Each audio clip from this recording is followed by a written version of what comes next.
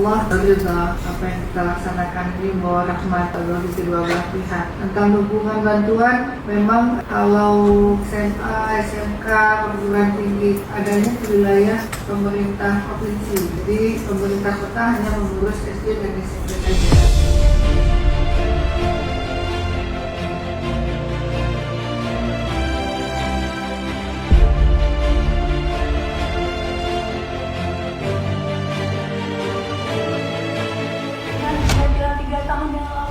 Membangun agar sekolah kami, Ibu.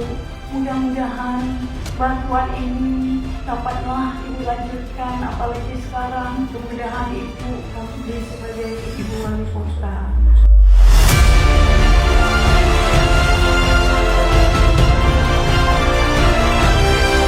Insyaallah apa yang akan kita tindak lanjuti ini akan sebentar lagi kita sepakati bersama untuk implementasi program yang berjalan mudah-mudahan secara efektif dan juga terarah. Menyangkut tentang yayasan, perguruan tinggi swasta, sekolah swasta, menjadi tantangan tersendiri.